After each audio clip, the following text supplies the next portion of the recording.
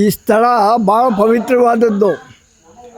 ಯಾಕೆ ಅಂತ ಅಂದರೆ ಹೊಯ್ಸಳ ಶೈಲಿಯಲ್ಲಿ ಮತ್ತು ಚಾಳುಕ್ಯರ ಶೈಲಿಯಲ್ಲಿ ವೀರಗಲ್ಲು ಮಾಸ್ತಿಗಲ್ಲು ಇವತ್ತು ಇಲ್ಲಿ ಸ್ಥಾಪನೆ ಆಗಿರೋದು ನಿಜಕ್ಕೂ ಒಂದು ಹೆಮ್ಮೆ ಅನ್ನಿಸುತ್ತೆ.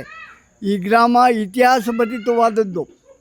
ಈ ಸ್ಥಳ ಹಿಂದೆ ಈ ಊರು ನಶಿಸಿ ಹೋಗಿ ಒಂದೇ ಒಂದು ಮನೆ, ಹಾಲೇಗೌಡರ ಮನೆ ಇತ್ತು.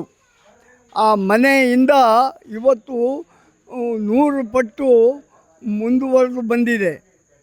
ಈ ಸ್ಥಳದಲ್ಲಿ ದೇವಸ್ಥಾನ ಇರಲಿಲ್ಲ, ಅಪರೂಪ ಆಗಿ ಹೋಗಿತ್ತು. 70-80 ವರ್ಷದ ಹಿಂದೆ ಈ ಸ್ಥಳ ಭಾಳ ನಶಿಸಿ ಹೋಗಿತ್ತು. ಆವಾಗಿನಿಂದ ಇಲ್ಲಿವರೆಗೆ ನಮ್ಮ ಮುಖಂಡತ್ವದಲ್ಲಿ ಗ್ರಾಮಸ್ಥರ ನೆರವಿನಿಂದ ಸಹಕಾರದಿಂದ ಈ ಸ್ಥಳ ಒಂದು ಶುದ್ಧೀಕರಿಸಿ ಈ ಸ್ಥಳದಲ್ಲಿ ಒಂದು ಗೋಪುರ ಮಾಡಬೇಕು ಅಂತ ನಿರ್ಣಯ ಮಾಡಿ ಈ ಸ್ಥಳದಲ್ಲಿ ಒಂದು ಕಟ್ಟಡ ಕಟ್ಟಿದ್ದೀವಿ.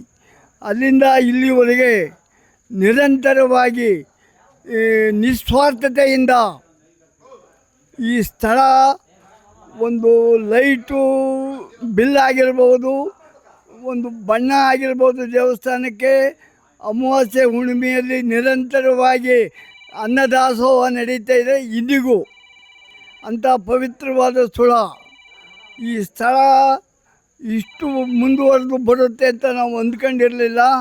ಪರಮಾತ್ಮನ ಪ್ರೇರಣೆ ಆ ರೀತಿ ಆಗಿರೋದ್ರಿಂದ ಎಲ್ಲರೂ ಸಹಕಾರ, ಭಕ್ತಾದಿಗಳು ದೇಣಿಗೆ ಸಹಕಾರದಿಂದ ಇದು ಇಷ್ಟು ಈ ಹಂತಕ್ಕೆ ಬಂದಿದೆ. ಗ್ರಾಮಸ್ಥರ ನೆರವು ಸಹಕಾರದಿಂದ ಈ ಹಂತಕ್ಕೆ ಬಂದಿದೆ ಅಂತ ಹೇಳೋದಕ್ಕೆ ಇಷ್ಟಪಡ್ತೀನಿ.